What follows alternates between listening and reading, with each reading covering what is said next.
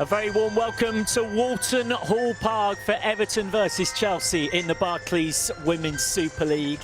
2013 is the last time the Toffees managed to beat the Blues in the WSL. They did beat them in the FA Cup in 2020, but in truth, in recent times, it's been a bleak head-to-head for the Toffees, who had their biggest ever defeat since taking on the name of Everton in 1995 when losing 7-0 to Emma Hayes' Chelsea last season. And of course, Emma Hayes is in the dugout for the first time since confirming that as of next season, she will no longer be the Chelsea boss. It will be interesting to see how her players react to that news. They come into this weekend 3 points clear of Manchester City, Tottenham, Liverpool and Arsenal in the league table. Everton third from bottom with just 4 points to show from their 5 games so far. I'm Michael McCann. It's a great pleasure to have your company up here in what is slightly freezing commentary gantry here at Walton Hall Park, but thankfully the torrential rain that we had right up until about an hour or so before kickoff that's had us all huddling under cover has mercifully relented. It is of course Remembrance Weekend, and there will be appropriate honouring of that pre-match. It's worth mentioning that today will be the first time that a fixture in the women's game has featured a team of officials consisting entirely of current or former armed forces personnel, between your referee Lauren Impey, your assistant referees Levi Gray and Gareth Dunn, and the fourth official Adewumni Sonei. 4 members of the armed forces taking charge of the Everton women versus Chelsea women match that you'll be watching in front of you here on Remembrance Weekend. Chelsea in their change strip, Everton in their traditional deep blue, of course.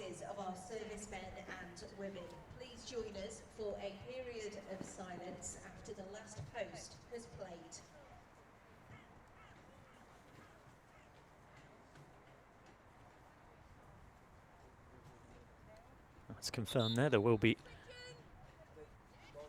a moment of silence after the last post is played.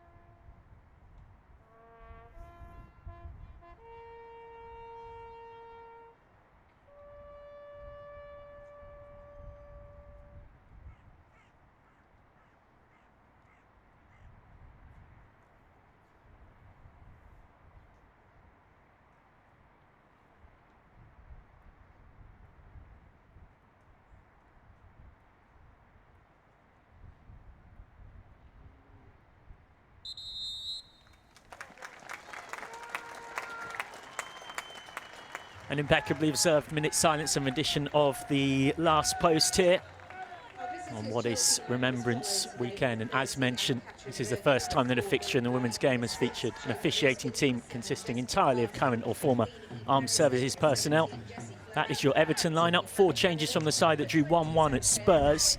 Sarah Holmgaard comes in for her first WSL appearance of the season. Karen Holmgaard gets her first start. Martina Piemonte and Nicolina Sorensen also in.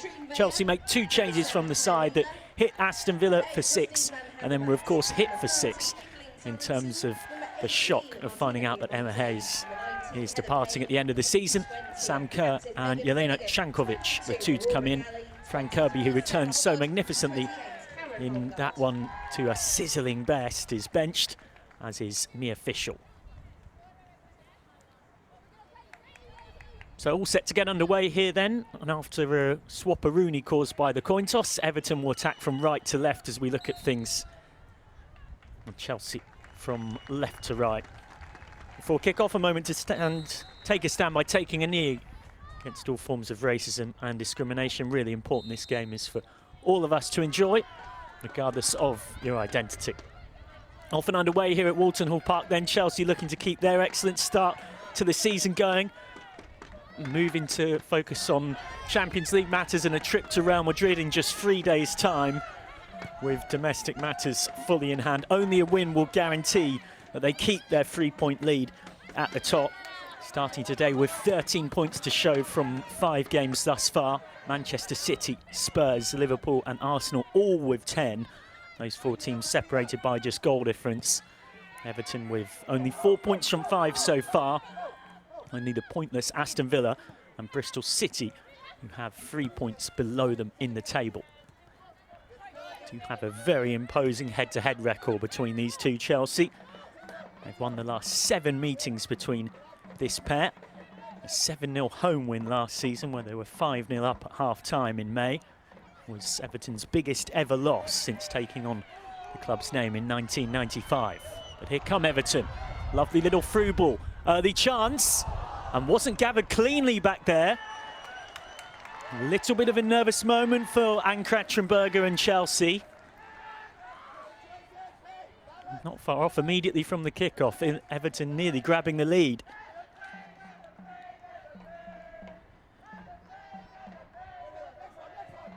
Home fans already into good voice in support. Plenty have travelled up from London as well.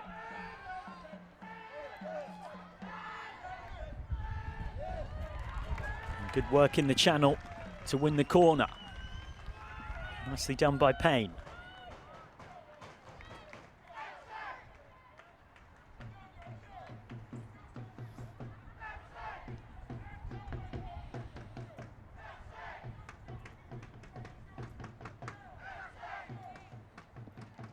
What can Everton create from the corner? And it comes, and that is a more assured gather from Anne-Katrin Berger. Berger part of what is a three-way fight for a starting spot as a goalkeeper at Chelsea.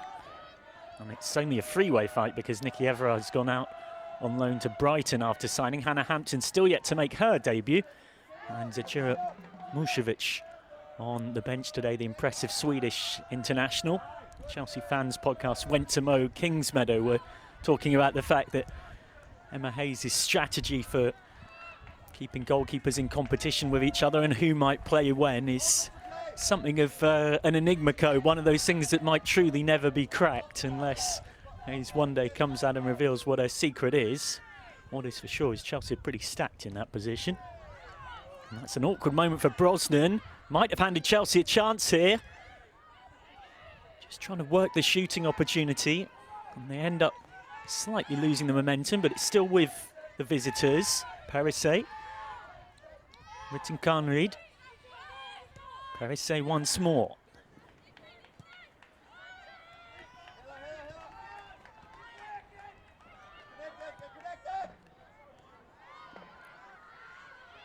Kerr, always such a threat. 5 goals in 5 against Everton.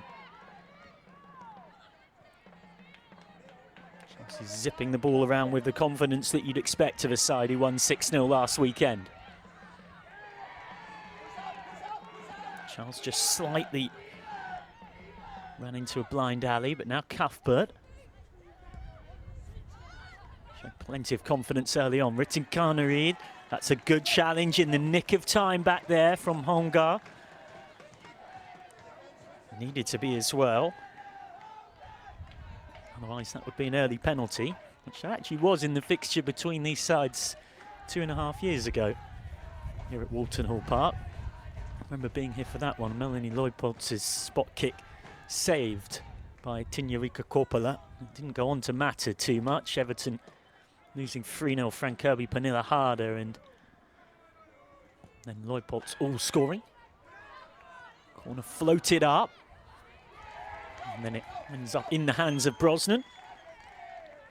Mentioned the jostle for positions in terms of the Chelsea goalkeeping spots. There's certainly plenty of competition for places where Everton goes well, with Emily Ramsey being signed in the summer from Manchester United.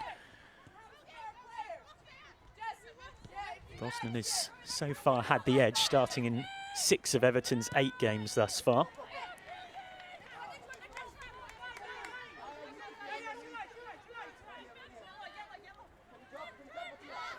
Parise inside. Neat skills from Cankovic, getting the chance to start today in that 10 slot, albeit like any Emma Hayes team, no shortage of positional flexibility within it.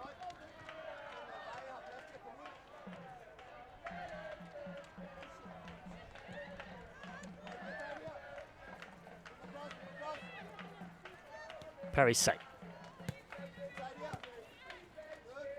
Getting plenty of early touches of the ball. She had more touches than anyone else in the win against Aston Villa last time out. And now there's a lot of space for Rittenkanri. That's a dangerous thing for any defence. Wins the corner.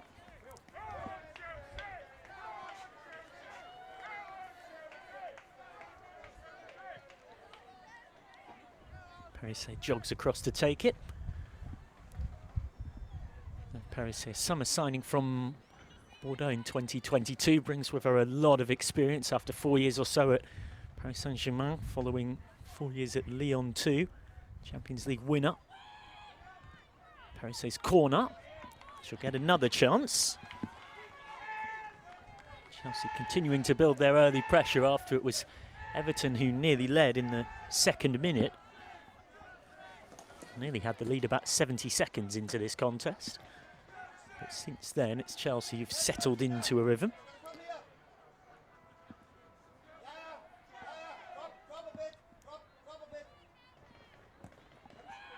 Parise to deliver.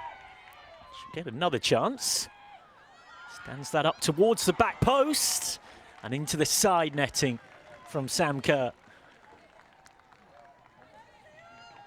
So impressive in front of goal that it's sometimes a surprise with her when you see the net ripple, but it's the wrong side of it.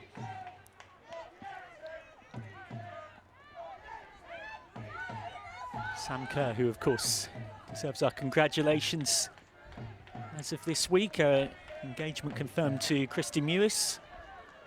Fantastic to see such open visibility as a member of the LGBTQ+ community myself. Means a lot to have that in elite level sport. I've talked before at how sometimes in sport it's seen that you have to play well to belong, and that in women's football she feels like it's the other way around. You have to belong to play well. It's a great interview the pair of them did very openly a while back with Flo Lloyd-Hughes for Gaffer. It's well worth a look, talking about life on and off the football pitch. Fantastic role models in that regard. Given away by Carter, chance for Everton on the break. Piemonte's touch was loose. Have at least managed to keep the ball.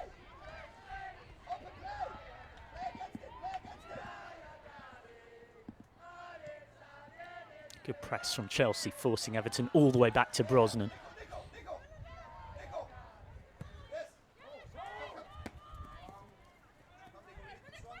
Headed up by Parise. Rittenkanri was looking to get in behind. Now Cankovic takes over.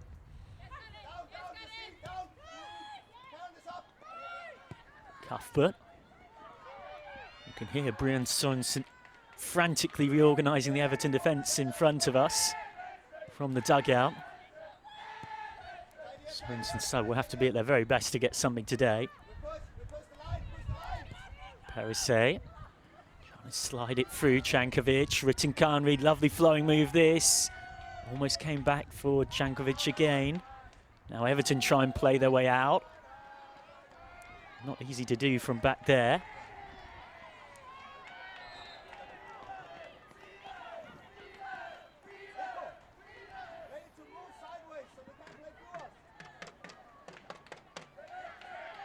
Everton get a moment to breathe, having to absorb quite a lot of Chelsea pressure in the recent moments of this one.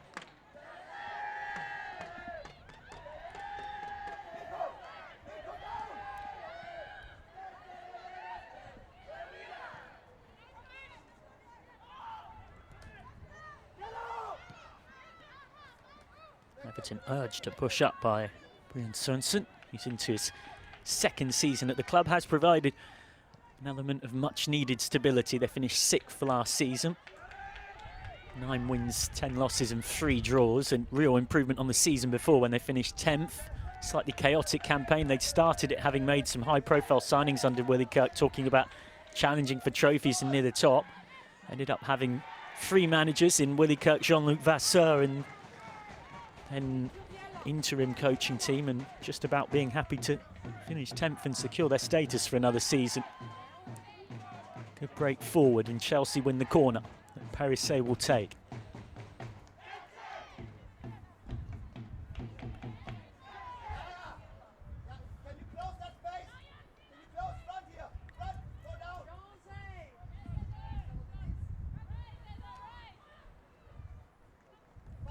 More defending early on for Everton to do.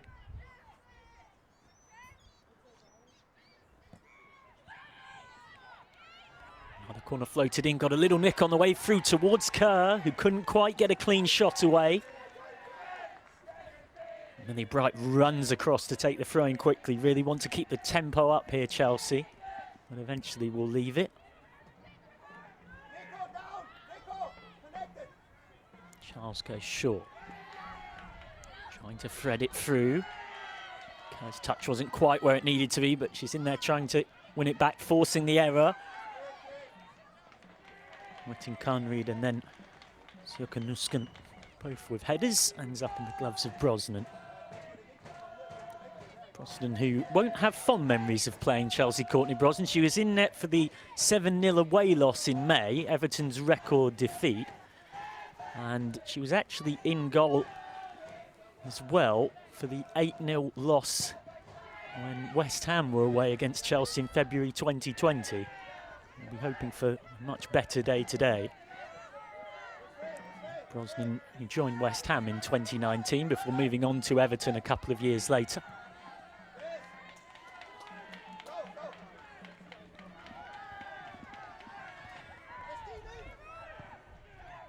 Played forward by Holmgar. Cut out by Parisset.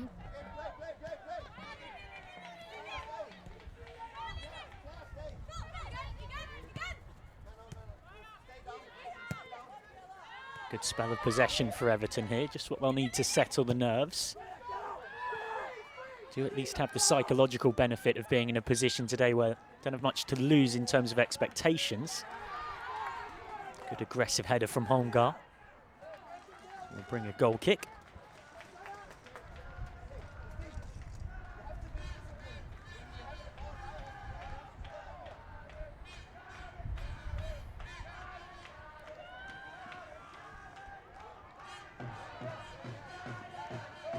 As Everton fans start one of their favourite chants in these parts, in honour of their Italian Aurora Gali. Nicked off Manchester City once upon a time with Yaya and Kolo Touré. Aurora Gali affectionately nicknamed Yaya. Defending to do for Everton here, slip through towards Kerr. Oh, that's a clever back heel. Nusken looks for Kerr on the return. And then the volley, 1-0 Chelsea.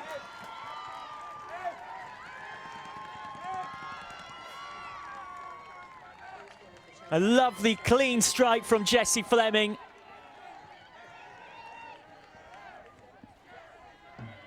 Her first WSL goal of the season. Everton punished for the defensive mistake from Claire Wheeler, who inadvertently set up the Canadian.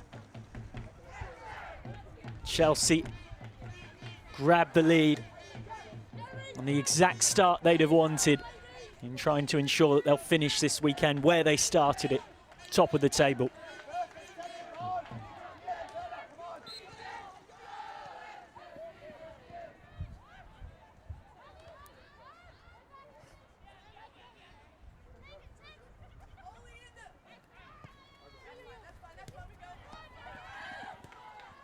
Now here come Chelsea straight from the kickoff. Rittinkanri charging forward, putting on the rocket boosters. Not that she ever really takes them off, she's that rapid. And then the strike from Cuthbert. Brosnan had to be careful, it was swerving, it was awkward. Could have been 2 goals in 2 minutes for Chelsea. Just a little shimmy inside, created the space. And then Cuthbert looking for what would have been her 2nd goal of the new season. They're not quite so new season now.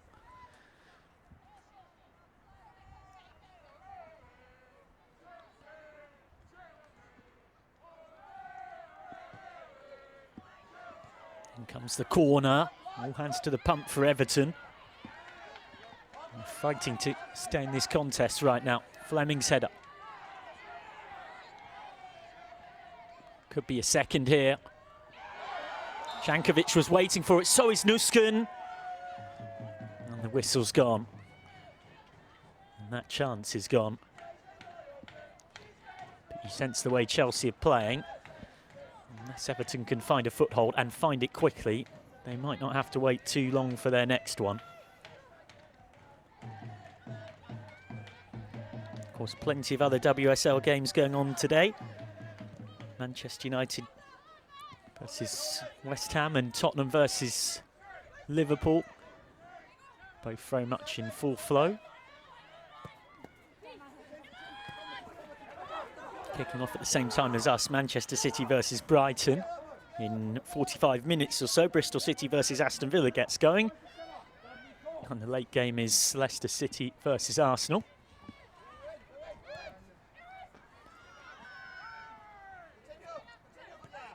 Nuska, what an addition she's already been to this Chelsea side.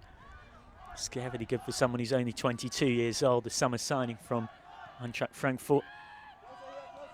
Ollie from the Blue Royalty podcast was referring to her having telescopic legs in terms of her ability to win the ball back in midfield.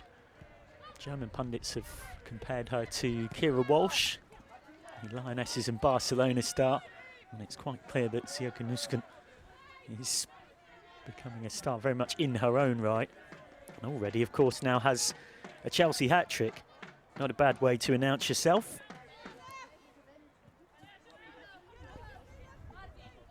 Holmgard. Whacked forward by Cuthbert.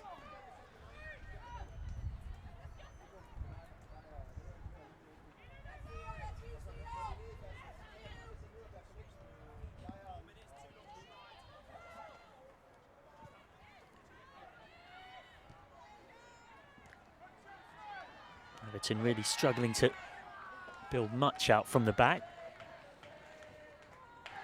They've drawn the foul there. The Toffees, who so far this season have that 1-0 win at Liverpool on the 15th of October.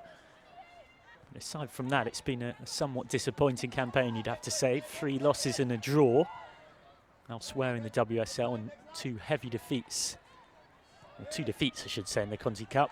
One of them very heavy, a 7-0 loss at Manchester United in midweek, having lost 5-0 to them in the league as well. And a 2-1 loss here against Manchester City means they're all but out of the Conti Cup, having lost those first 2 games. Not reached the quarter-finals of that competition since 2017. It's often very tough for Everton in the Conti Cup because it's done on regions, the groups, so they tend to end up with Manchester City and Manchester United in the same group, which doesn't make life simple.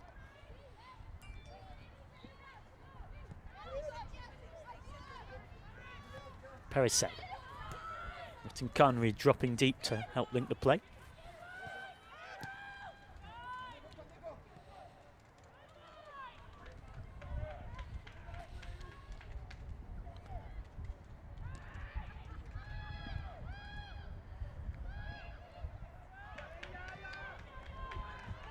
Good pressing this from Everton, and Katzenberger has to be wary.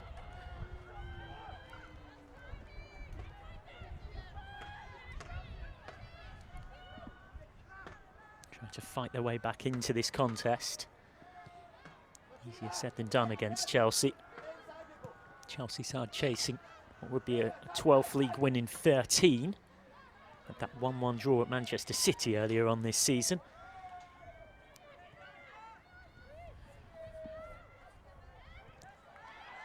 Charles. Stabbed it forward, had already been fouled.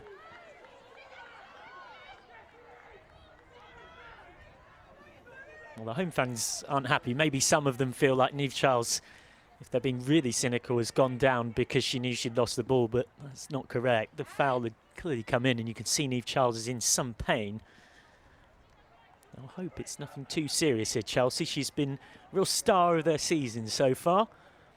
The most touches of anyone in the final third in the WSL across this season. Not just for Chelsea, for any team, that's Niamh Charles. Really starting to marry together her defensive and attacking instincts under the development of Emma Hayes. And you might be interested to know as well that for Chelsea, she has the most dribbles of anyone in the team and the most passes in the opposition half. So those numbers really do tell you a huge amount about how effective she's been for Emma Hayes' side this season.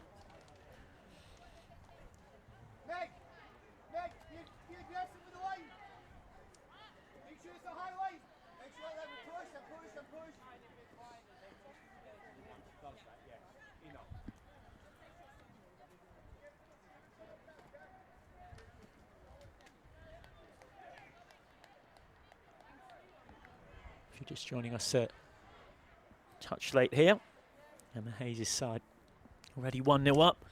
And if you've been living under a rock for the last week or so, you may be intrigued to know that she's moving on to the US women's national team job. Has said that though she was born in England, she was definitely made in America. Might feel like a long time ago, but she spent time with the Chicago Red Stars and Long Island as well. We'll look to restore former glories at the US women's national team. But for now, as Jessie Parker-Humphries was saying on the Blue is Royalty podcast, Champions League or bust. One last hurrah in Bilbao, which for those who are unfamiliar, the San Mamés in Bilbao is the venue for the UEFA Women's Champions League final this season in late May. Chelsea will have their eyes on European glory. They've been drawn in Group D with Real Madrid, who they beat 2-0 at home last season in the group stages and drew 0-0 with away. Also with Paris FC, the surprise package, who have dumped out Arsenal and Wolfsburg in qualifying. Wolfsburg last season's runners-up, Arsenal last season's semi-finalists. And Chelsea also with BK Häcken from Sweden, which will bring a reunion for Johanna Rytting-Kaneryd, who signed for Chelsea from Häcken in 2022. Chelsea starting their 8th European campaign. They've gone to the semi-finals or further in 4 of their last 6 seasons. Semi-finalists in 2018, 2019, and last season runners-up, of course, behind Barcelona in 2021. Indeed, it often has taken some of Europe's best to put Chelsea out across their history. They've gone out to Wolfsburg 3 times, Barcelona twice, and Lyon once, as well as that group stage exit a couple of seasons ago. Well, this is not what you want to see. Niamh Charles visibly distressed, visibly in a lot of pain, and visibly upset. Well, we might see her back on, but I'm not certain we will, just by how much that left leg looks in real discomfort. And with the Champions League campaign starting in just 3 days, that's a worry for Chelsea. Back underway. Cankovic to take the set piece. Comes down to Cuthbert, who thought about shooting for a second. And now Kerr will cross, and Millie Bright was there. Well, she's always got a goal in her, Millie Bright. Was a centre forward once upon a time, and still has those instincts when she needs them. Couldn't quite put them to good use here. Of course, I was just talking about Europe. Probably the best example of those centre forward instincts was that magnificent instinctive finish she scored to give Chelsea victory at Paris Saint-Germain in the group stage last season of the UEFA Women's Champions League.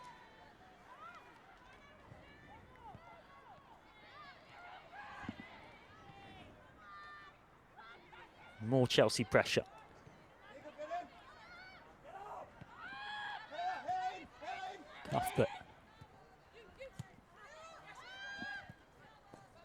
Ends up back with Perisset. Cuthbert. Carter. Charles. Inside for Fleming. Oh, that's gorgeous from Jessie Fleming. Couldn't quite get the return ball off Kerr. And you could see Kerr's visible disappointment at not being able to get it back to her teammate, who's already scored the opener and might have been about to make something sizzling happen for a second. It's been a real point of discussion that with the brilliant Gurrighton out injured, it's handed an opportunity for Fleming to show all of her expressive attacking talents down this sort of inside left channel. Fleming in her left wingers era, if you will, but not exactly. Chelsea, of course, so positionally flexible, as is Jessie Fleming, who was taught that from a young age in the Canadian youth team setups. It's one of the things that made her a very attractive buy for Chelsea when first signing on her first professional contract after a time at UCLA. Brosnan has to be careful back there. Ends up just hammering it away. Anywhere will do stuff. That's slightly the mentality right now.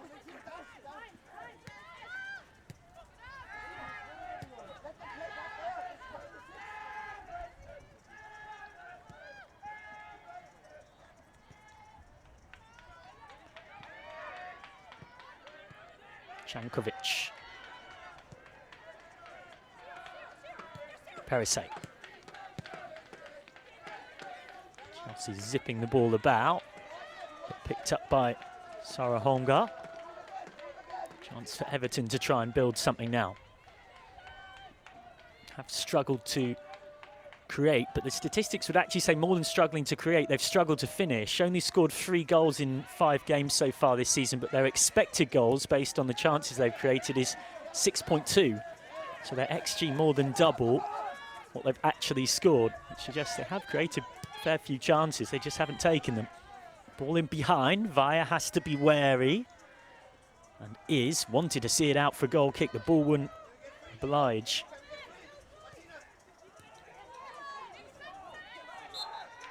Sorensen goes down under the challenge from Perisset.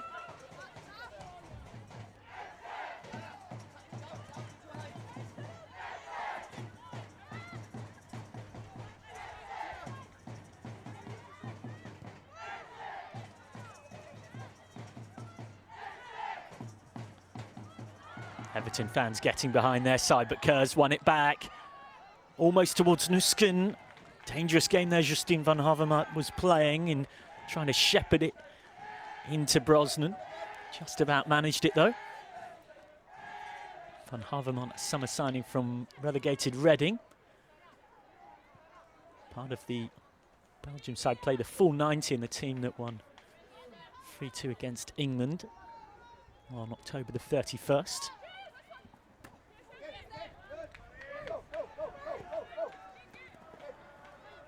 Carter's header, bright back there. A little bit of confusion. Sorensen can only find Jankovic, but then Van Havermaet is there to win it back. Sarah heading to the corner. Sorensen wins the corner. Something for Everton to build off. Well, they almost scored with just over a minute gone, and since then, Everton haven't really been near the Chelsea goal with the ball at all until now. What can they create from this opportunity?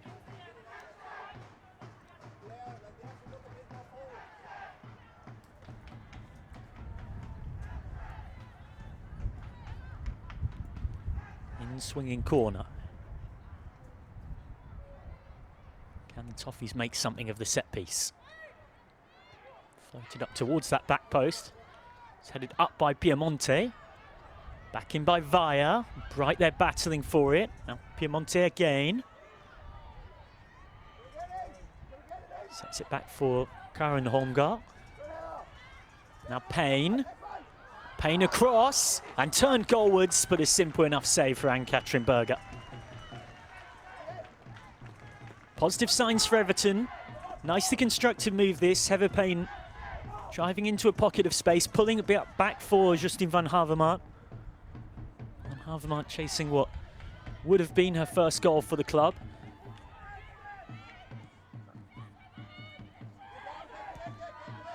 Now here come Chelsea.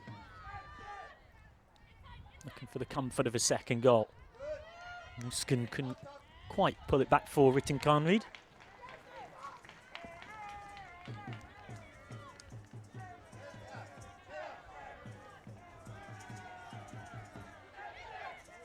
Good skills in there to retain possession. Now Cuthbert trying to burrow her way through, couldn't quite do so.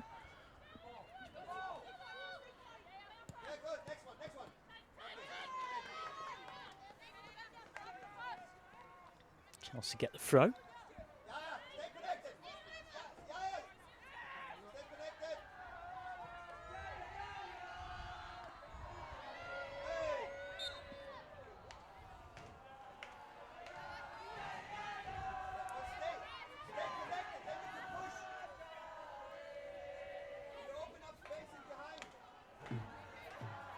Well, it wouldn't be Merseyside if there wasn't a little bit of chance customised to some of the Beatles, would it?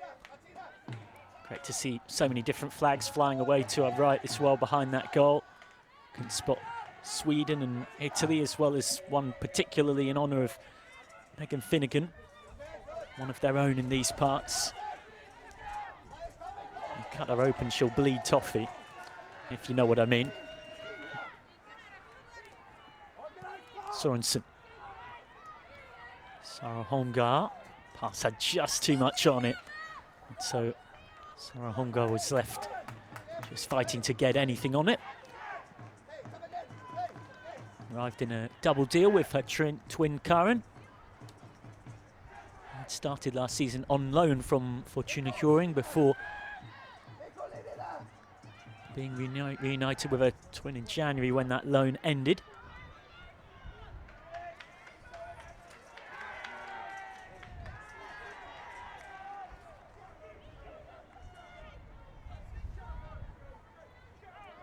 Just over half an hour gone. Everton will be pleased about how they have managed to absorb pressure. Oh, wow. Missed by Bright. Here's Piemonte. Big chance. And straight at Ann-Katrin Berger.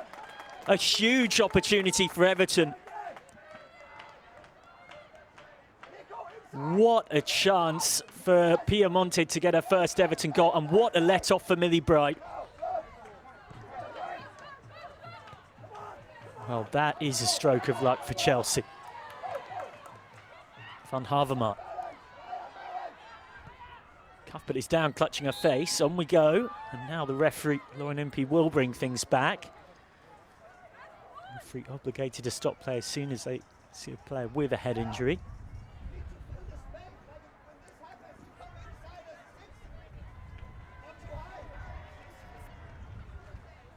Well, they've already had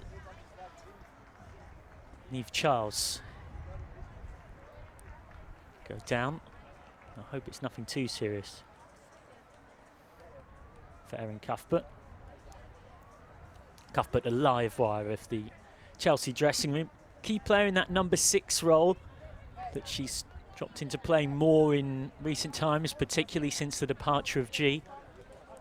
Joker in the camp as well.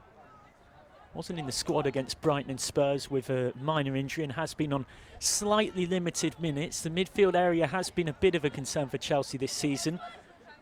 Melanie Leupolz with her injury, Katarina Svitkova with knee problem, Gura Wrighton, and then of course Katarina Macario on the sideline long term. I hope to not be adding Cuthbert to that list.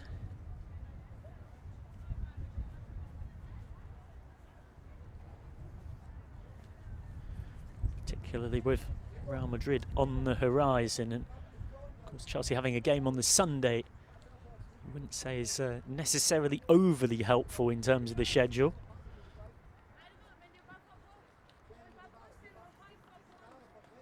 There's plenty of other clubs on the continent who've benefited from Friday night fixtures or Saturday lunchtime games just to help with that turnaround to Europe. Chelsea's fixture, this will start to pick up and get busier and busier now with that Champions League group stage getting going.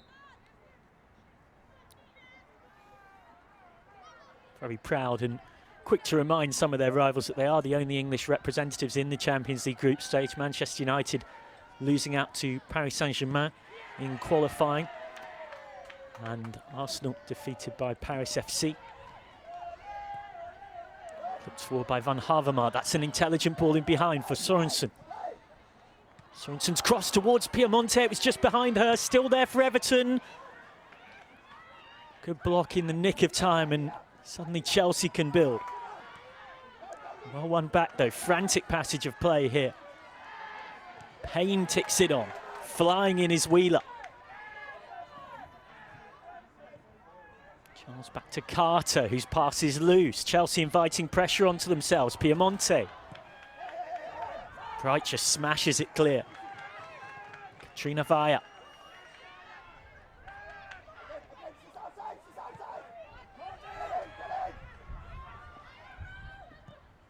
Sarah Holmgart crosses towards that back post.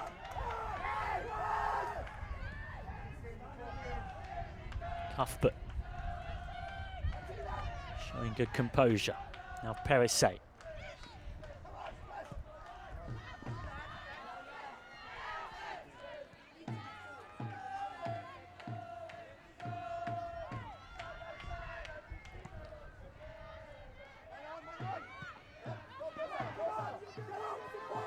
Space again on this near side for Sarah Holmgart. Katrina Vaya.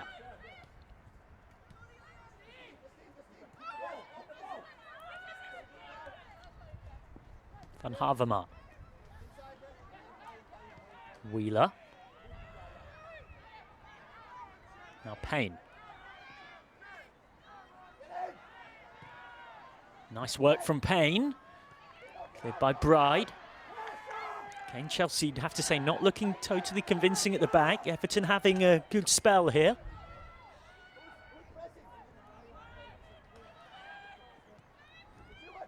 Martina Piemonte with Everton's best chance after Millie Bright's mistake. Could have joined her teammate Aurora Gali as the only Italians to have scored in the WSL. Both of them indeed the only Italians to have ever played in it. No foul on Van Havermaet.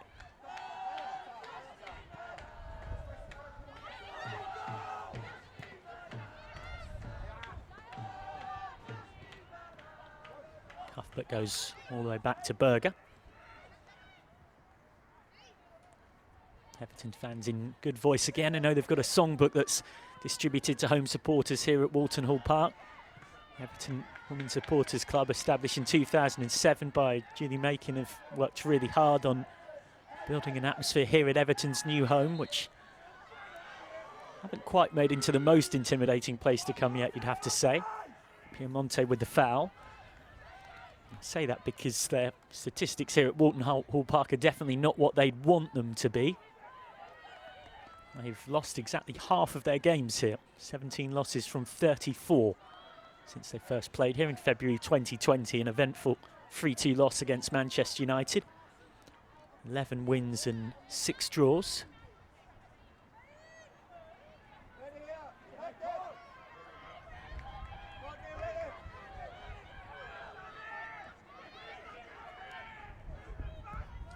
Berger set to go direct.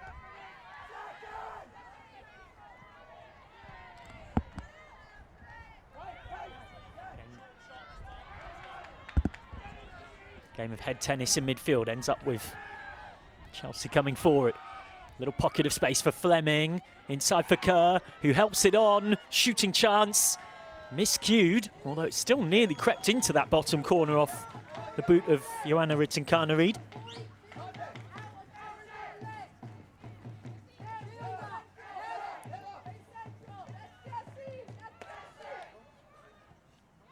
Rittinkana-Reid, who still has a goal for Chelsea. Is almost a case in their squad already of who doesn't. Ridiculous number of different scorers, 12 different scorers across the first 5 games of this season. That's at least 5 more than any other club coming into this round of fixtures. Always a good sign if you can share goals around a team. A really handy habit to have. Parise. Carter. 5 minutes or so plus stoppages left in this first half. You sense the game within a game is, can Everton get to it? Only a goal down. Nusken. Fleming's cross was a really awkward one. Nearly ended up dipping in. Nice link play from Sierka Nusken. Then back for Fleming, who you would think was trying to find Kerr rather than score. Jesse Fleming, who, as some put it, born in London, Ontario, balls in London, UK. Very much a baller on her day, Jessie Fleming, and she seems to be having another one of those days here. As here comes Fleming, winning that one back, as if to illustrate my point. It's been left for Ritten Kahnryd. Ritten Kahnryd seemed in a bit of a conundrum about if to cross or shoot, and never quite effectively did either here. Did have the option of Kerr. The angle wasn't perfect to shoot. Flashes all the way through.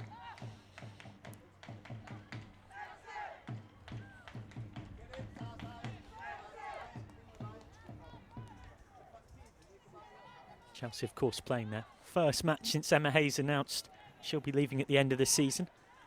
I'm not sure if you're suspicious, but it's a Nelson as well, her 333rd game as Chelsea boss. 236 wins, 39 draws and 58 defeats. 2.25 points per game in the WSL, that's seriously impressive. As Everton get themselves a free kick to build on. May well look to go direct. Steg goes short. There's someone that favours a possession-based style of football, Brian Sorensen. Was a feeling last season sometimes, though, that kept the ball for long periods without necessarily being effective. Foul on Fleming. Could be further punishment here. Well, it will be a further punishment, but it's for Fleming for dissent, not for the actual challenge. Jessie Fleming picks up her first yellow card of the season in the WSL. And with half-time approaching, Chelsea have the free kick platform.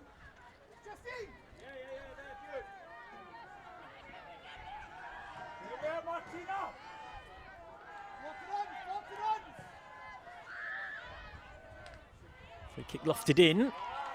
It'll flick on into the gloves of Brosnan.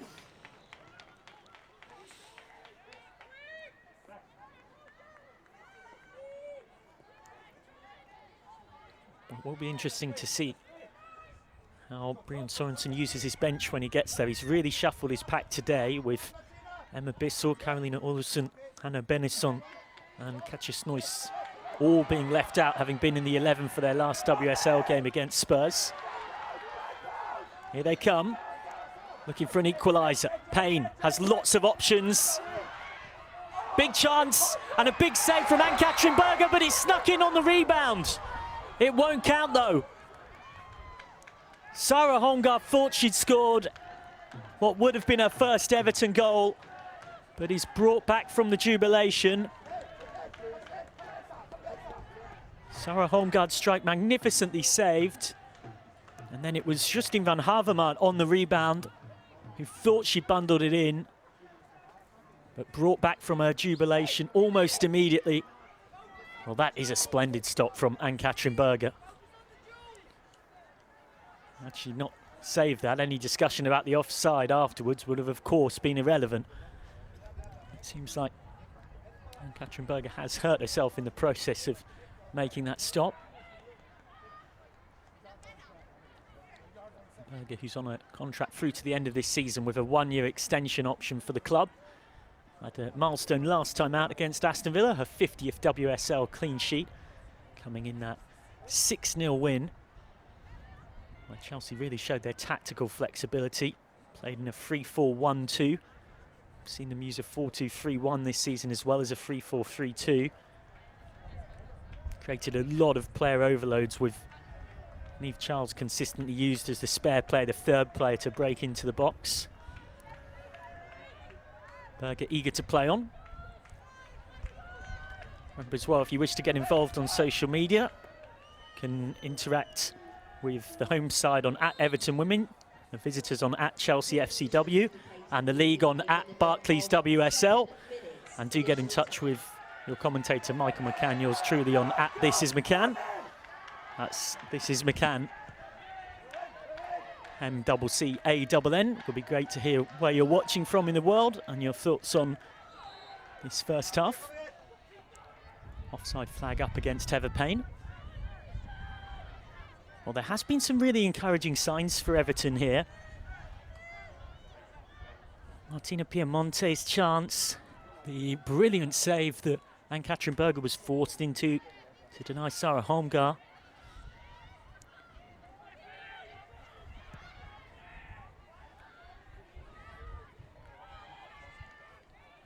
Seven minutes added on at the end of this first half. It's something we're being accustomed to seeing a lot more of in recent times.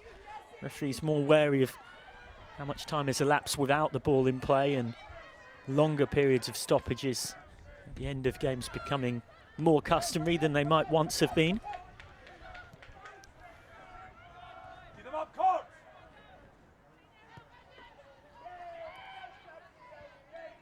Carter. Trying to work that in behind for Fleming. Chelsea lose out though. Well, Everton have grown into the game the longer it's gone on. Van Havermaet invites Katrina Veijer past halfway. Sarah Holmgar. Now Sorensen. Sorensen's cross wins the corner. More positive signs for Everton. Haven't had a lot to celebrate this season. They've only scored 3 goals in 5 league games. Indeed, 4 goals across 7 matches throughout all competitions in the campaign. But they are testing Ann-Katrin Berger here, and they are testing Chelsea, no doubt at all.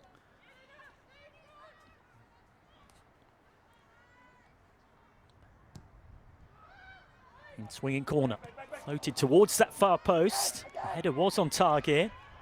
Piemonte was trying to get it under control. Perisset just puts her foot through it. Veijer heads it back towards goal. All a bit frantic back there. Cleared away to Wheeler. Claire Wheeler, who recently scored her first international goal on October the 29th in an 8-0 win against the Philippines in Olympic qualifying. Key member of the Matildas national team side. What they've called the Matildas effect over there as well. Games starting to sell out in mere minutes. The effect of that World Cup campaign in full force.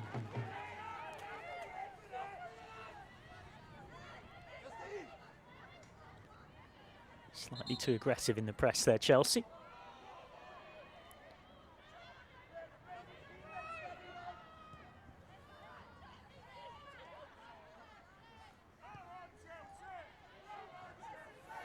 At near enough the exact midway point of the 7 minimum minutes added on. Too much on the pass for Veijer. He has to sprint back into a defensive position. You can see the Chelsea dugout just in front of us to our right, barking out instructions.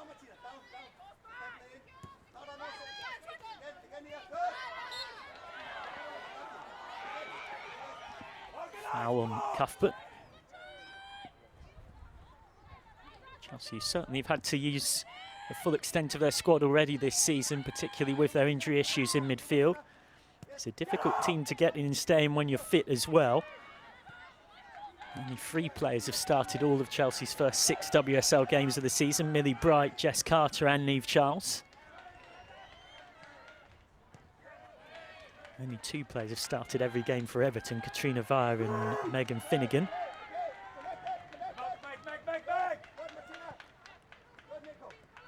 Perisset. Bright. Now Charles.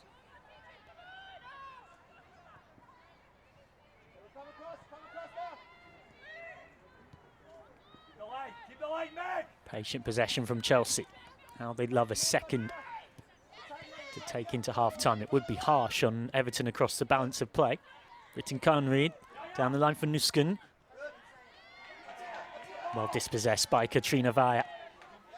Using all of her experience and then hammered out of play. Vaya, who's one of a number of Danish or Swedish players for whom the attraction of playing under Brian Sorensen, who was so successful at Fortuna Hjørring in Denmark, as well as playing with a lot of other players from Scandinavia. It's been something of an attractive option in joining Everton.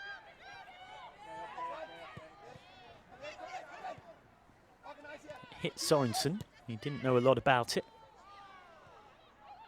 Nusken on. Just trying to thread through a needle, running up that middle area with those little intricate passes. Fleming just lost it. Ritten Conried. Not the best pass from Perisset.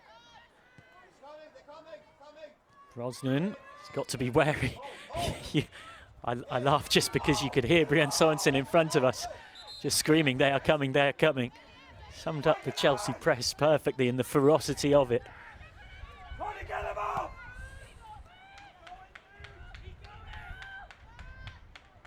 It's not too much hiding certain intricacies of Everton's tactics, because all of you can hear Brian Sorensen not far from me barking them out. Trying to get it through to Ritten Conried, who was getting her engines going. Scored that memorable goal against Aston Villa. And here she goes again. Ritten Conried. Beautiful shimmy. And it ends up in the gloves of Courtney Brosnan.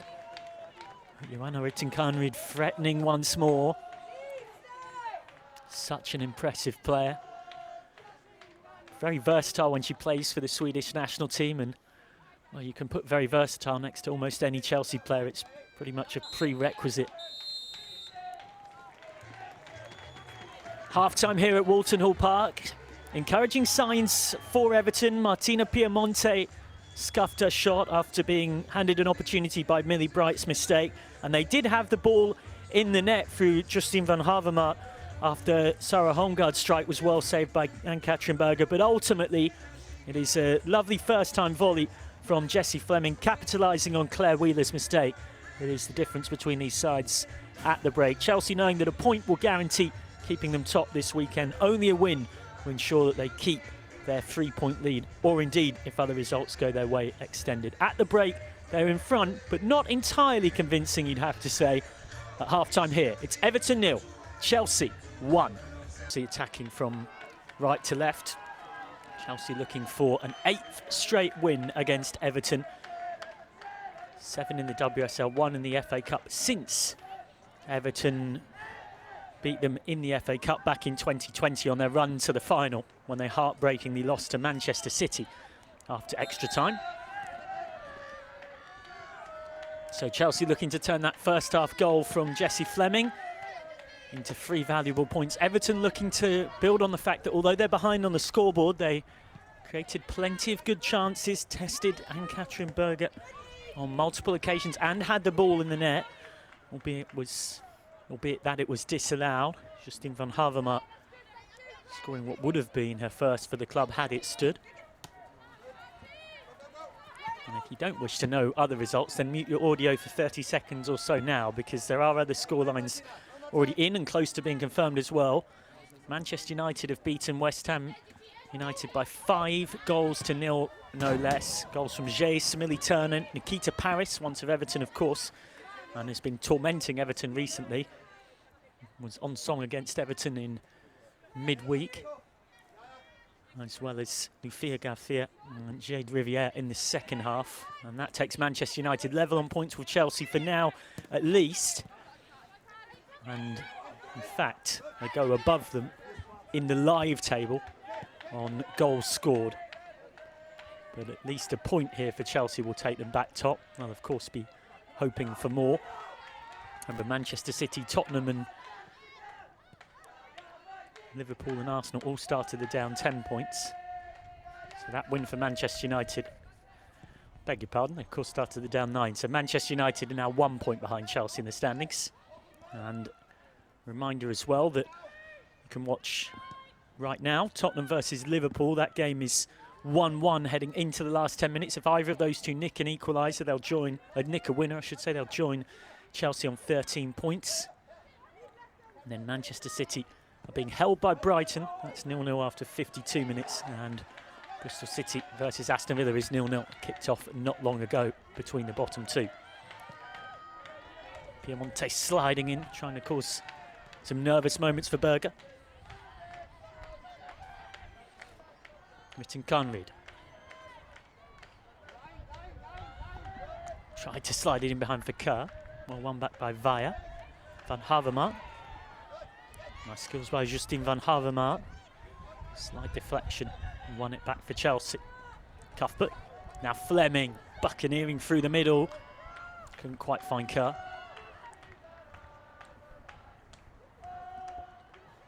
Jesse Fleming described by Bev Priestman as the baby goat.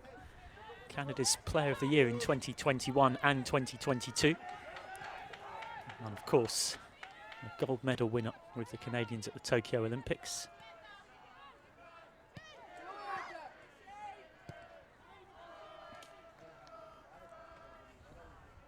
Jankovic. Cuthbert back for Carter. Will be interesting to see how both managers use their bench to try and change the complexion of this one. Chelsea would have loved to be dominating this game in the way they did against Aston Villa, such that they could maybe manage some minutes with that game against Real Madrid in 3 days' time in mind. For now, though, they still precariously placed it. Cross from Jankovic. Fleming can get there. Say precariously placed, of course, 1-0 up.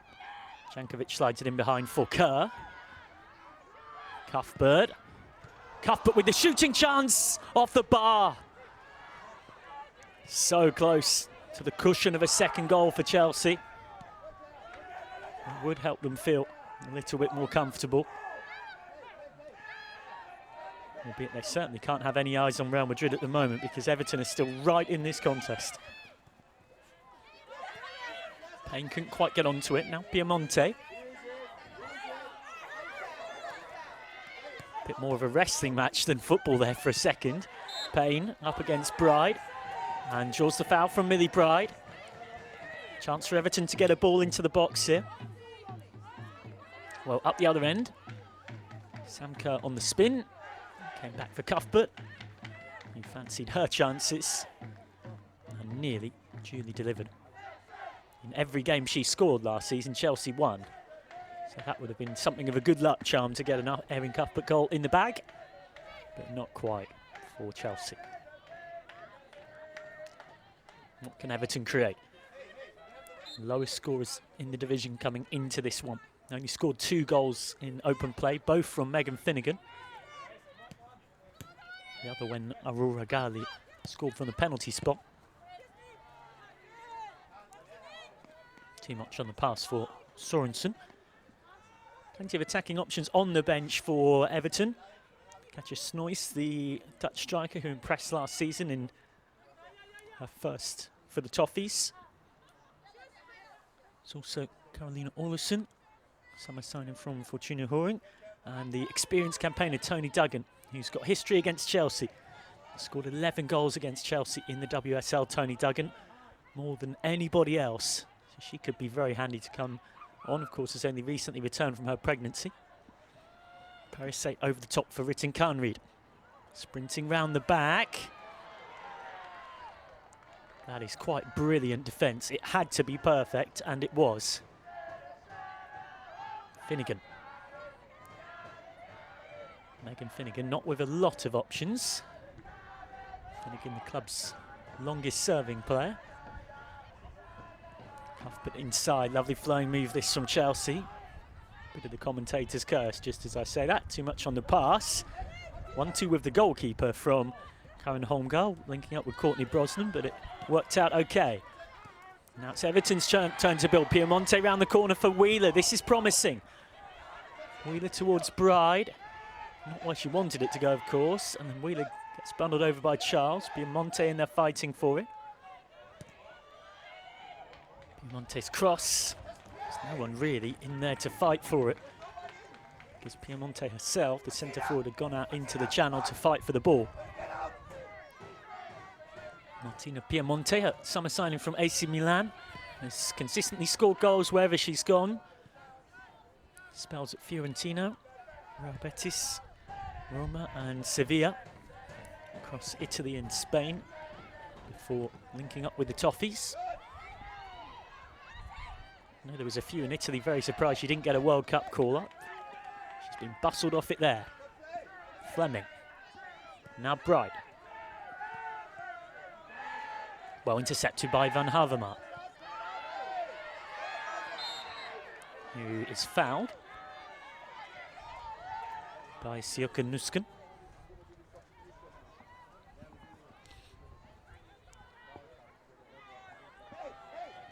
Nusken will pick up yellow card for her troubles.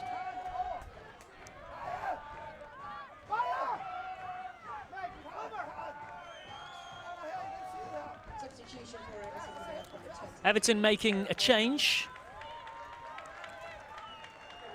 Honga comes off and Emma Bissell comes on.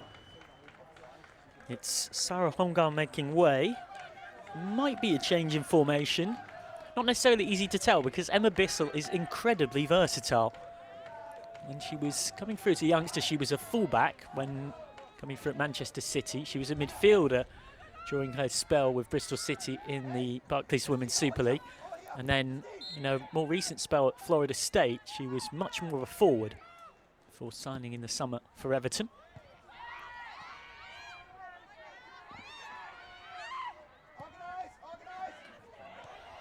Cross in, nodded back, and Van Havermaet on the half volley smashes it over. A good chance.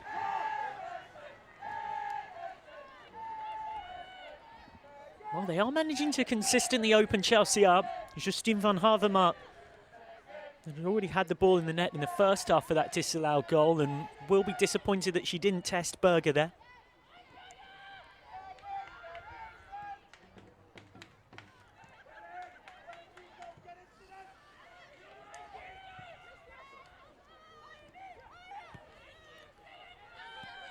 Charles. Charging forward in her customary way. Breaks down though. Van Havermaet has to be careful as Cuthbert nipping at her heels. Great work from Cuthbert. A little bit too much on the pass for Kerr.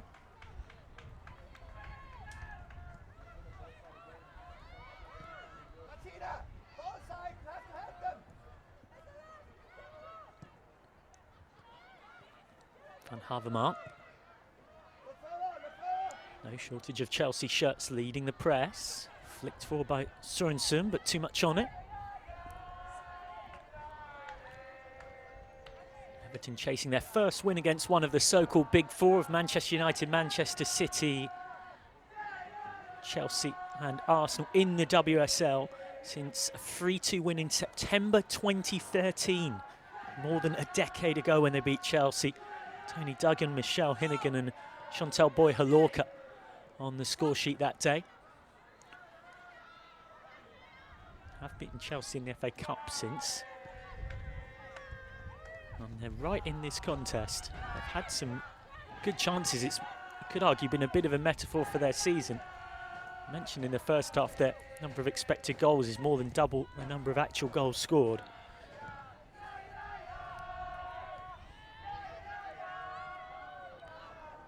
Kerr. Cuthbert. Now Carter. Flicked round the corner by Charles, looking for Fleming.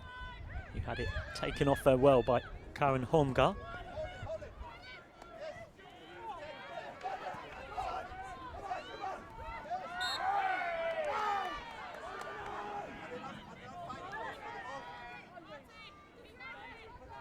Via feels like She got the ball. Piemonte makes a case as well. I was making the case from further back. Carter. Will be interesting to see how Chelsea use their bench when they go there. Cuthbert. Now Charles, first time cross. Dealt with by Karen Holmgar. Too much on the ball clip forward, well intercepted by Carter. Muskin. Now Parisset. More danger here. Well, almost paid the price. You've got to be careful with playing a high press like that against Ritten Carnerid. Worked out okay for Everton. Slightly heavy touch just allowed Chelsea to win it back. Ritten Carnerid. Kerr. Cuthbert. Charles. Fleming. Cuthbert.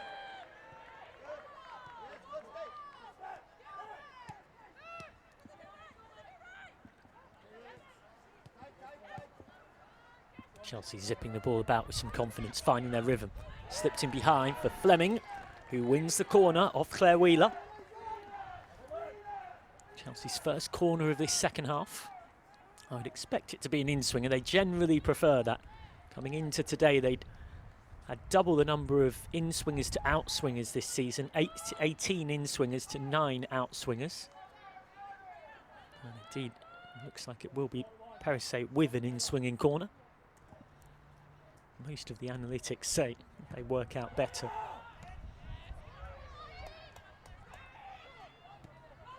That one comes to nothing. Piemonte tries to set Everton forward. Ritten Carnerid can clean up with relative simplicity. Berger. Charles.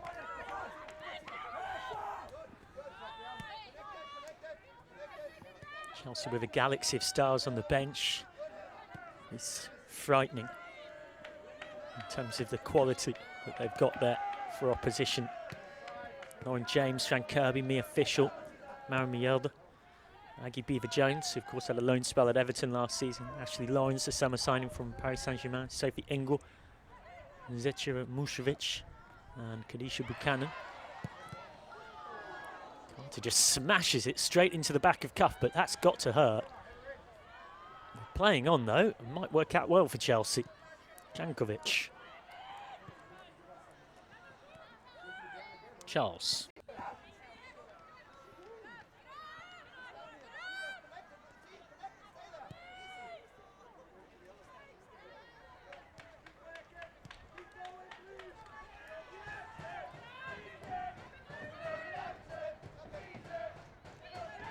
Right.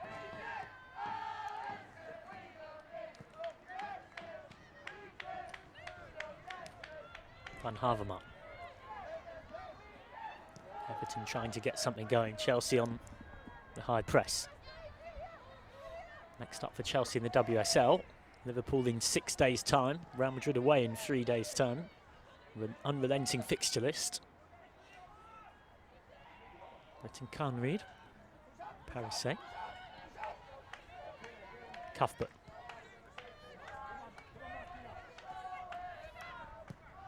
Charles. Fleming.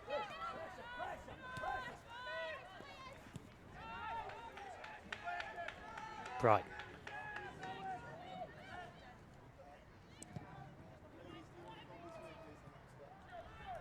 Saying crossfield. Not quite close enough to Fleming.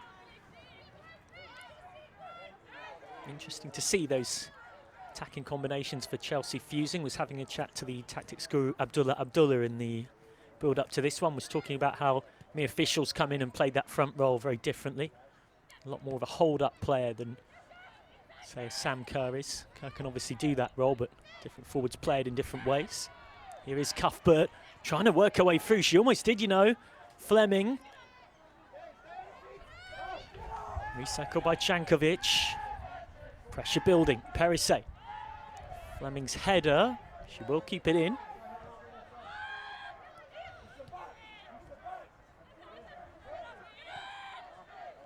Cuthbert round the corner, Jankovic. Drifting crossfield, then finding Perisset.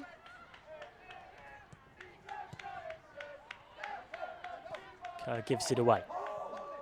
Piemonte.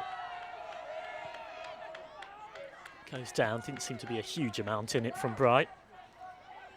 Now space opening up for Chelsea. Real chance for 2-0, it is 2-0. A predator's instinct from Sam Kerr. And Chelsea have their second. It's been coming, they've had a good spell in the game across the last few minutes.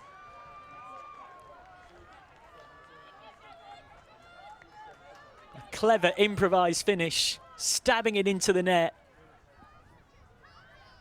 Kerr has her second WSL goal this season. Well, it's classic Sam Kerr.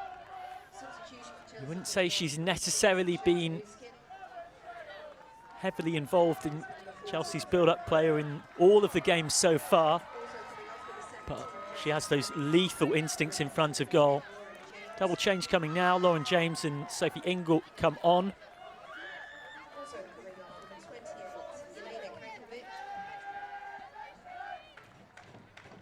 And suddenly, having had so many promising signs at 1-0, but not quite taken their chances, Everton pay the ultimate penalty.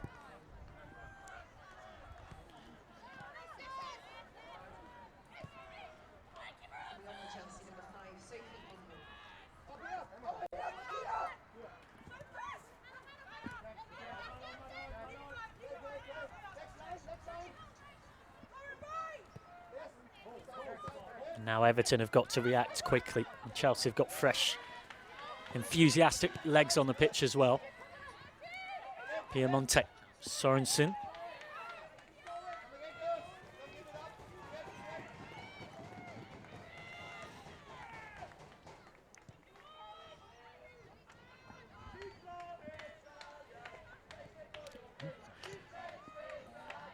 Not a bad trio of players to bring on. Sophie Ingle, Lauren James and Fran Kirby.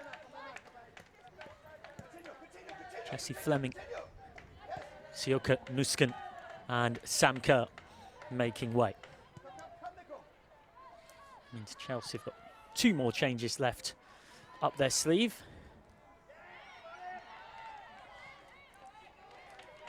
So both goal scorers in Fleming and Kerr off.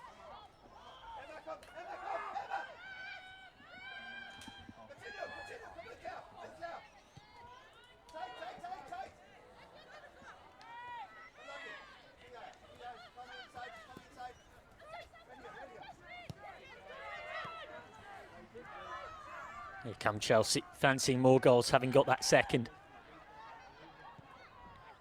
Could well be 3. Cross wasn't quite in the right place. Everton survive after Sam Kerr just made it 6 WSL goals in 6 against the Toffees.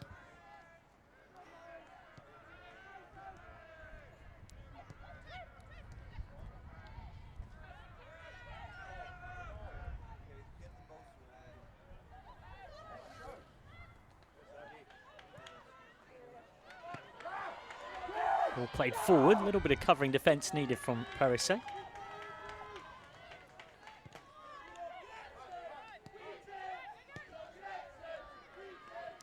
Cuthbert finds Perisset in a lot of space.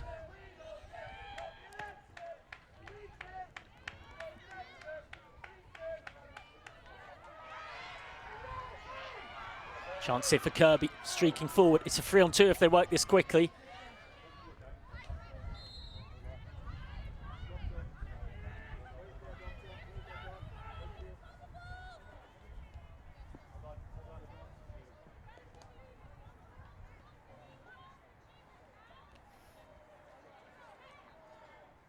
Just a little not taken there. Still have 4 substitutes up their sleeve if they need Everton. Katrina Vaya looks determined to battle on if she can, though. The 32-year-old. An experienced campaigner.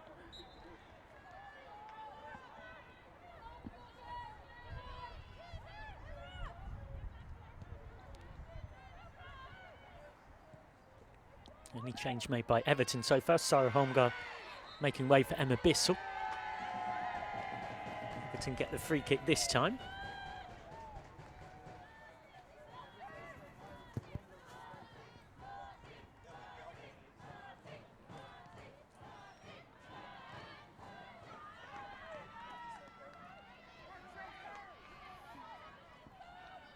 Charging forward, Ritin Carnarid.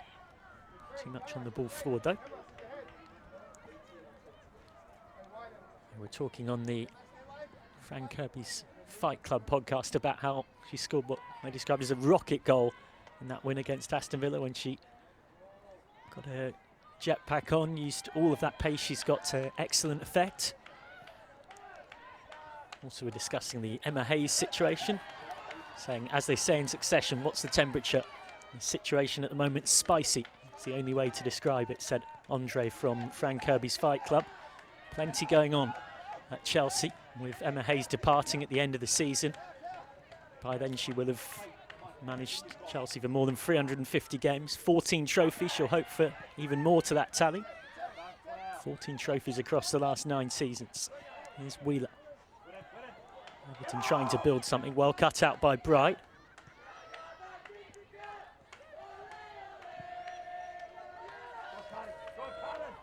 Lauren James. So hard to stop, so impressive. And Karen Holmgard using physicality to try and do so there. James, of course, having just come on alongside Kirby and Ingle. Nusken, Fleming and Jankovic, the 3 making way.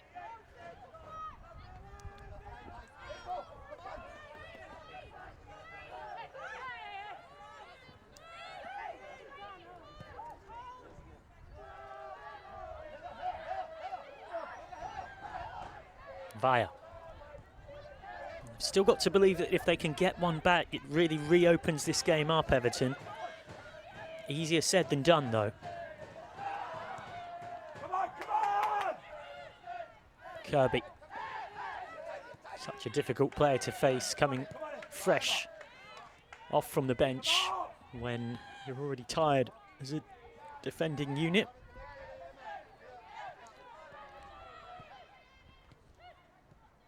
Everton, who last avoided defeat against Chelsea with a 0-0 stalemate in September 2018, more than 5 years ago.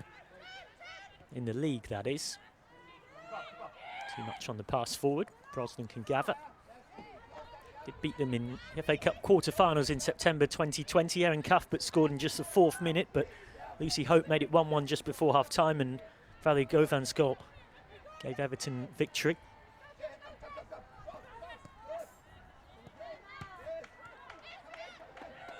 Cuthbert. Kirby.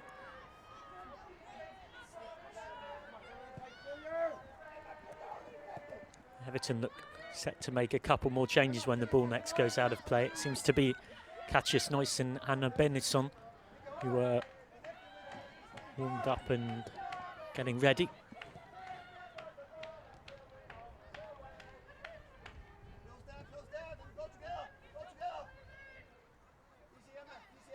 Very young squad for Brian Sorensen here at Everton. Average starting age in their 11s across the season, just under 26. Second youngest in the division behind Manchester City.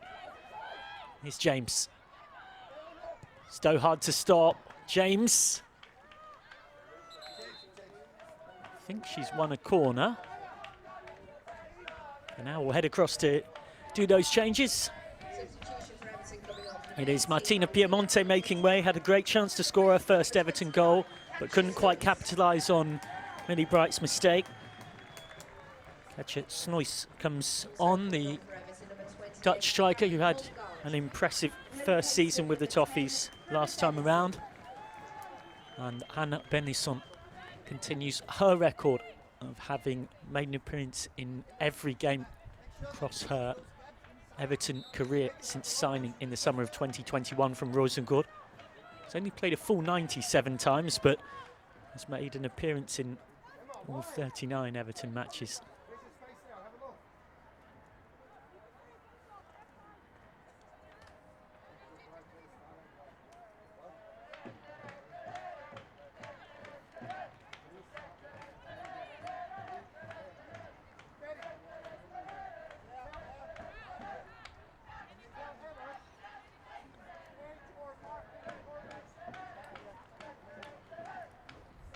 She's the kind of player that can help unlock a defence, Hannah Bennison.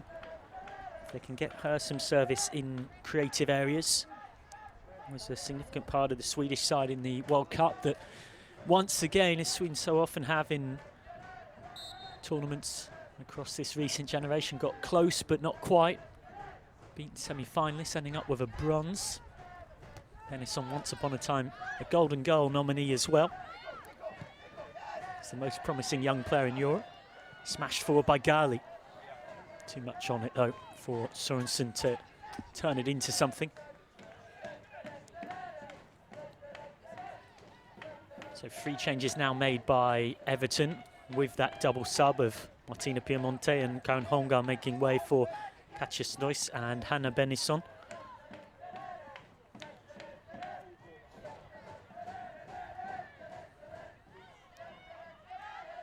Both sides have made 3 changes each. Battle for the ball in front of us. And Wheeler gets there first. Can she win a corner? Not quite. James. 3 in front of her. And classic Lauren James, she still finds her way out. It's incredible how often she does that and how easy she makes it look. Just an incredible player who is a joy to watch in action. As Emma Hayes put it, she's different to any other player I've worked with.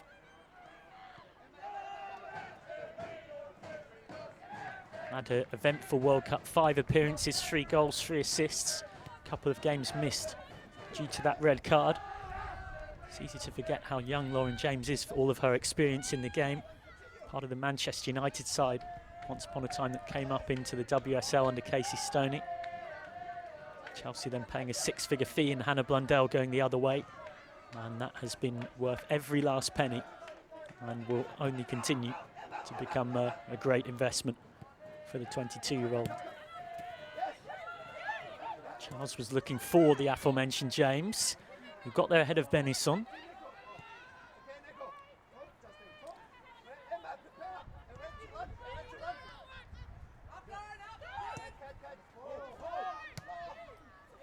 Bride.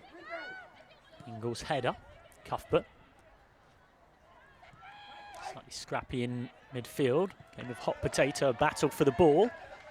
Ends up at the feet of Snois, who shows good feet to get it away just in time, but only gives it to Karnarid.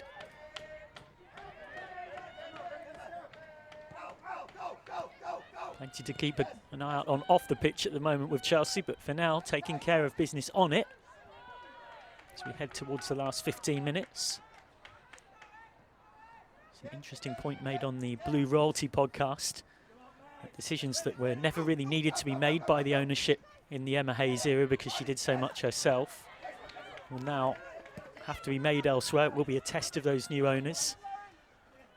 It will be interesting to see how all things change at Chelsea Women. Emma Hayes has talked, though, about the fact that she has time to prepare for her own exit, succession plan her own exit, which is a dream scenario, identify the next candidate to take the team forward. Describes herself as a custodian of Chelsea. James, stopped by Van Havermaet. Also talked about, I hope that you'll accept me into the ground, in reference to the fans to come and watch. I'm sure I can picture Emma Hayes at Kingsmeadow or Stamford Bridge with a hot dog, enjoying the action. For now, still in the dugout, of course. You can see, speaking of the dugout, Brian Sorensen just there in shot bottom left. 4th change for Chelsea. What a player to be able to bring on. New weapon to have in their attacking armoury this season. Mia Fischel comes on in place of Sam Kerr. Fischel, a summer signing from Tigre in Liga MX in Mexico. played at the UCLA Bruins like Jessie Fleming once upon a time before heading to Mexico, where she won a title in her first season and was top scorer in the league a couple of years ago.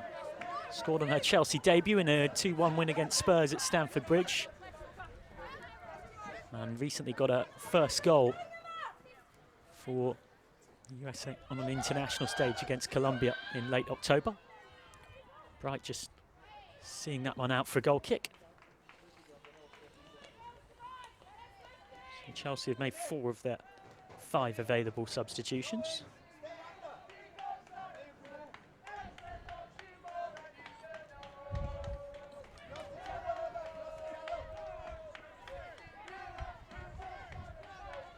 It's nice trying to lead the press on Bright.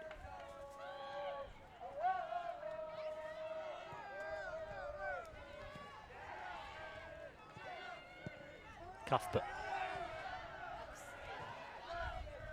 Sorensen. Slightly chaotic passage of play. Ends up with Scott trying to get Chelsea going forward. Intercepted by Van Havermaet. Now Bright.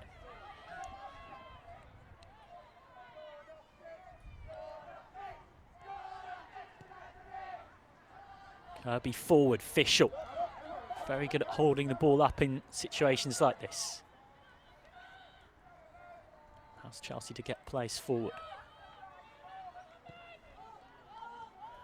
Well, Everton running out of time to find a route back. They're probably going to need to do something they've not done in almost a decade, which is have one of their players score a goal against Chelsea in the WSL. The last Everton player to score against Chelsea in the WSL was Nikita Paris in October 2014. Only goal Everton have managed against Chelsea in the league since the Khadisha Buchanan own goal last season in a 3-1 win for Chelsea. Ingle. Charles. James.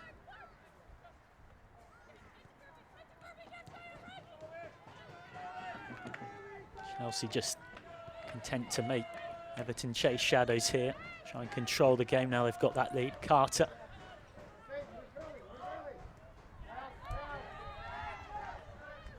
Covering in behind was Claire Wheeler.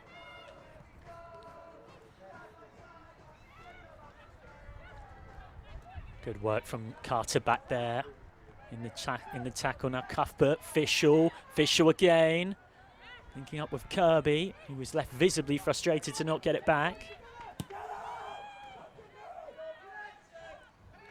Fran Kirby, who is back to her very best and spoken very openly and publicly about body image issues. There was, as part of the new Chelsea documentary, a situation where Fran was asked, "Why are you wearing a jacket?" Someone off camera, and she said, "Because I get called fat all the time, so I have to cover it up." Emma Hayes spoke very eloquently about this as well. Said the media need to be mindful of the insecurities that might be there. And body shaming is a real thing. The players feel it, and I was proud for Fran for saying that and speaking up about it. Can be saying, "I've had knee problems my whole career." When you're not playing, it's really hard to stay positive.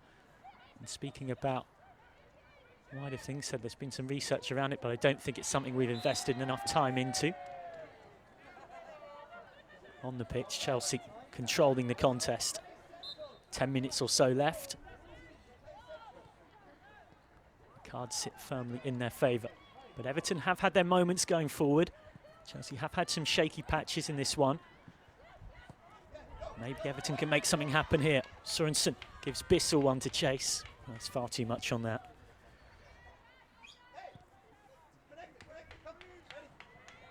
Will be a long coach trip back to London for Chelsea, but at this rate, a happy one. I know that when Chelsea visited last season, the players in the club helped to subsidise a coach for the away fans to help with travel. Good sliding challenge from Payne. But right now, it's Chelsea who have the momentum.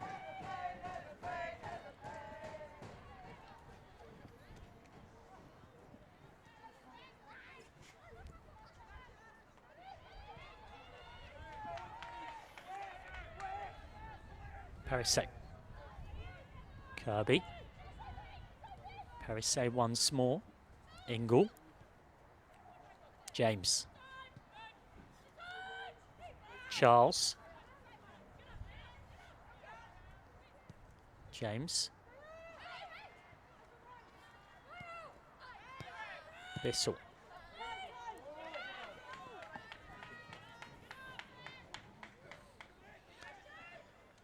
It looks like ready to come on just in front of us. He's the one-time Everton player, on loan of course, only ever borrowed. Aggie Beever-Jones, here's Mia Fisher, trying to make it 3-0. Just bustled off it. And that has gone out, which will give a chance for Chelsea to make the change.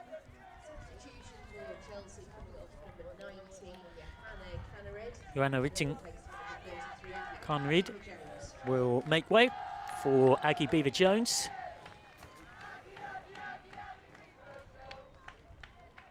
Who already has, as you can hear, a chant in her honour on the Blue Royalty podcast. Jessie Parker-Humphries, the sports journalist and Chelsea fan, was delighting in that chant being up and running, personalised in tribute to one of their own academy products who's come through the system. Signed her first pro contract with the club in summer of 2021, is now under contract through to 2025. He's had loan spells at Bristol City in the Championship when they couldn't quite get promoted back to the WSL, and then a loan spell here at Everton last season when she did score up one goal, an absolute cracker to get her first in the WSL. Emma Hayes has said, I've not seen many kids with a powerful shot like hers. She has already come off the bench to score twice this season.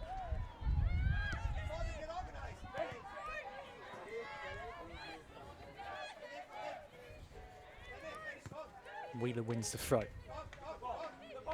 Everton have got to create something, they've got to create it fast. Comes off Charles, well, they've got throw here. Everton trying to set up the proverbial grandstand finish by getting one back, putting some nerves in the Chelsea camp.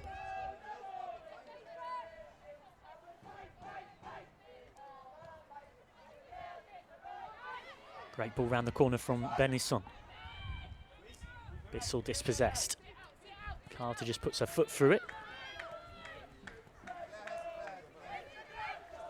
Everton hunting for something. Easy to forget given Chelsea's extensive recent history that Everton have got plenty of their own going further back. Began using the Everton name in 1995, won a top flight title in 1998, had their first European campaign in 2008, reached the Champions League quarter-finals in 2011 before falling on hard times. Everton relegated from the WSL in 2014, promoted back to the top flight in 2017 after Notts County folded. Everton winning the WSL 2 Spring Series. Toffees have won a couple of FA Cups as well. Beat Arsenal in a memorable final by 3-2 thanks to Natasha Dowie's 119th minute winner in 2010. They also won an FA Cup in 1989 as Liasso Pacific rather than being named Everton. Good carry forward from Ghali. Maybe this is Everton's moment. Not quite. Payne stopped by Cuthbert. So good at snuffling out attacks in that defensive midfield role. Well, you can see Cuthbert's visible frustration that she didn't have the passing option she wanted. Worked so hard to get the ball back, then wasn't quite able to keep it.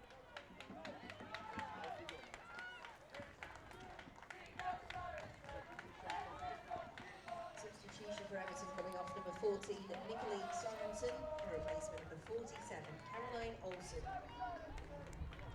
Karina Olsen comes on with time running out, not long to make an impact at all.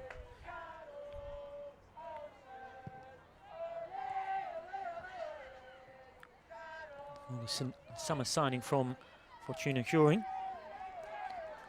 Quite a lot of players, unsurprisingly, being signed by Everton from Fortuna Huring. And I say that because it's Everton head coach Brian Sorensen's old club that he was in charge of. Led them very successfully to 2 league titles across 2 spells and a domestic cup as well. They were regulars in the UEFA Women's Champions League under him too. Bissell tries one, and he's not going to worry Ann-Katrin Berger.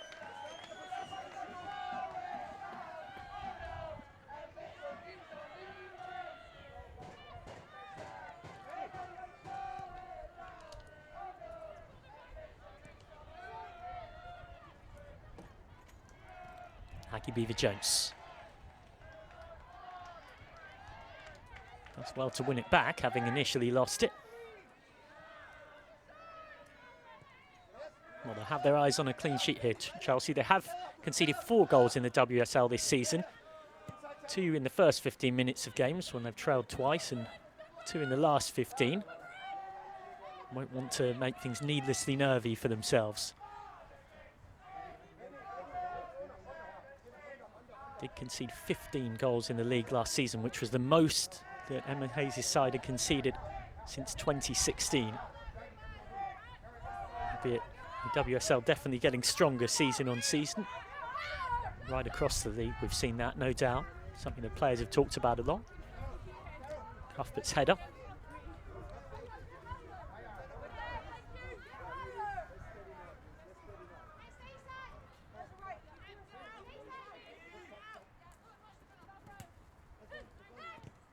Everton trying to create something, but in truth, the last 15 minutes or so, Chelsea have been shutting this contest down pretty effectively. They've monopolised possession as Cuthbert helps it on.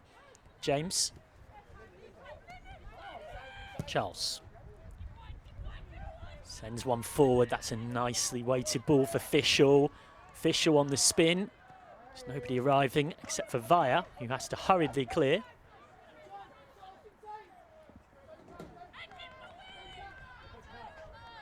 Katrina Via, ever present in Denmark's World Cup campaign, their first since 2007, and lost out in the round of 16 to Australia.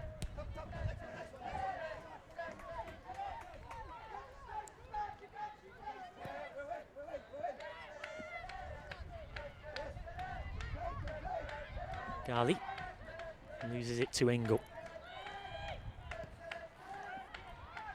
Kirby, chance to turn and run. Slips it through for Beever-Jones, who has acres of space. It's Aggie Beever-Jones. The angle was tough. Almost scored against the club she was on loan at last season. The super sub nearly getting a 3rd goal when coming off from the bench already this campaign. Flashes wide of Brosnan's post.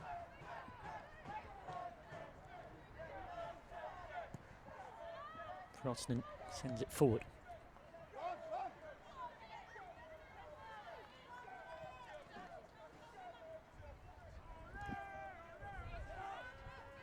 Carter. Well, Chelsea might look likely to take the points as we head into the last minute of the 90, but there is a lot of positives that Everton can take from this. They've more than competed in the contest. They've created some really good chances. It's been a pattern of their season so far. Just haven't quite taken them, and that's what they'll rue. They're in action next in a week's time, Sunday lunchtime kickoff at home against Bristol City, which, given the newly promoted side struggles, they'll see as a good opportunity to get a 2nd win of the season. Kirby feeds Beever-Jones. Cuts inside. It's Aggie Beever-Jones, and it's magnificent.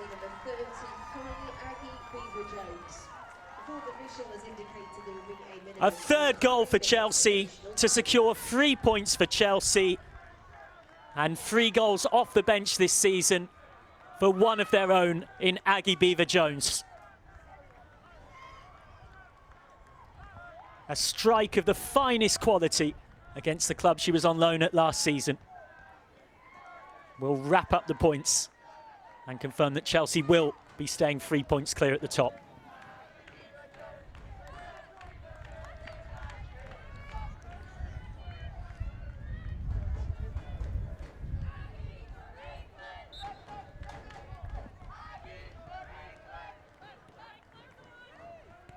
Aggie for England, chant some of the Chelsea supporters.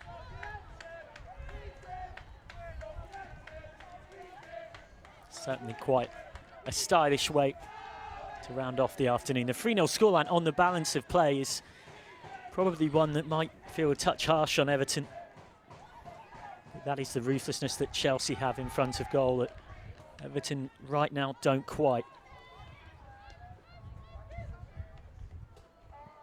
Still remains the case. Unless they score here, they will have scored 3 goals in 6 WSL games this season. Only 2 of those in open play, and both of those from centre-back Megan Finnegan. That tells its own story. Cuthbert gets it away to Kirby. Chelsea can pour salt in the wounds now with a 4th.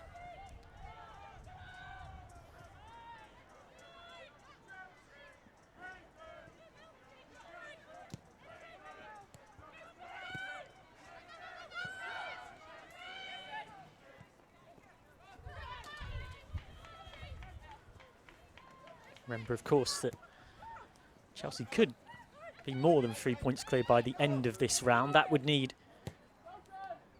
Tottenham, Liverpool, Arsenal and Manchester City all to not win. All 4 of those teams started today 3 points behind Emma Hayes' team. Manchester City are behind, a goal down against Brighton. Tottenham versus Liverpool has finished in a draw. So Chelsea will go 5 points clear of those 2 with victory here. Arsenal, of course, play in the late game at Leicester City, who've been much improved from last season.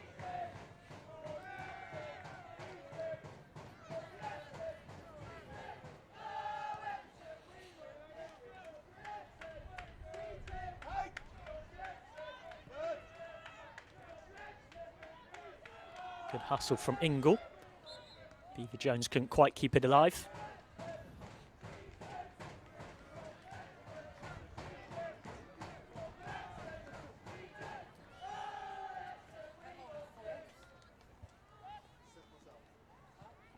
Full-time whistle imminent here.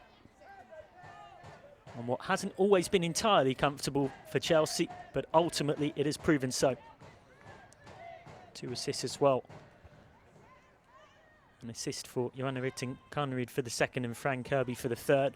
Jessie Fleming had scored the 1st. No assister for that one because it came off Claire Wheeler.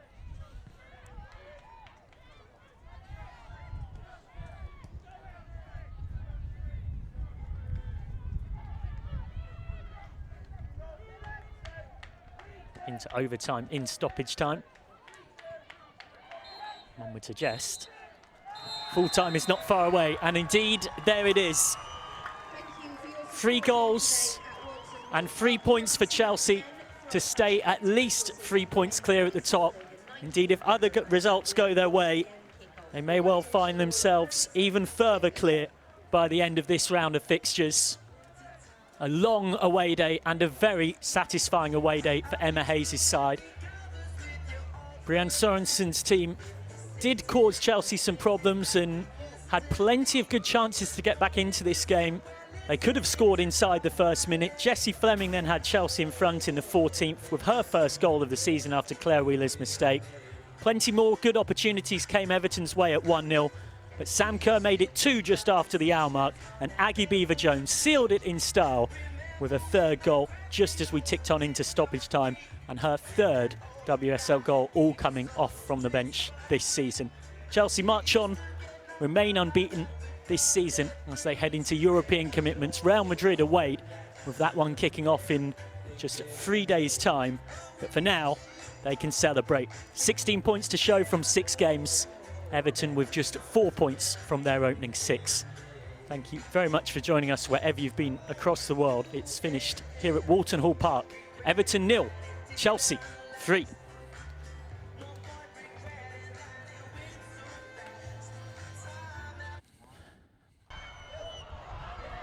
Let's take a look back at the highlights of this one. There's certainly no shortage of goal-mouth action. Heather Payne almost had Everton in front with about 70 seconds or so on the clock. And not long afterwards, Chelsea kicked into gear. Sam Kerr could only head into the side netting, though. Kerr's cheeky back heel here set up Silke Nusken, who was looking to return the ball back to Kerr. It didn't quite work out, or hadn't seemed to initially before it came off Claire Wheeler. Lovely first-time volley from Jessie Fleming, who's in some sizzling form at the moment. Put Chelsea in front. And then in moments after it was 1-0, it was almost 2. Stinging shot from Erin Cuthbert. Forced the save from Courtney Brosnan. A moment to forget for Millie Bright. Martina Piemonte with a great chance to score her first Everton goal. And Katrin Berger with the save. And then Joanna Ritting-Conried miscuing that shot wide. Everton created plenty going forward. Magnificent save there from Ann-Katrin Berger to deny Sarah Holmgaard. And then Justine van Havermaet had the ball in the net, but it was ruled out for offside. Chelsea hunting another, almost got it. Cuthbert hit the bar. And then this was a crucial moment. The second goal gave Chelsea that extra comfort. Ruthless finish from Sam Kerr. Great cross by Joanna Ritting-Conried. And that went a long way to putting Chelsea in complete control. And 2 became 3. Fran Kirby off the bench, combining with her fellow substitute, Aggie Beaver-Jones, to give them the 3rd goal. They got it right second time around. First time around, Kirby was frustrated that Aggie Beaver-Jones didn't pass back to her. And second time around, Beaver-Jones did it all herself magnificently. Her 3rd WSL goal of the season. All coming off the bench. The exciting young product out of the Chelsea Academy, showing what she can do against a club who will know all too well about her abilities. She, of course, was on loan at Everton last season.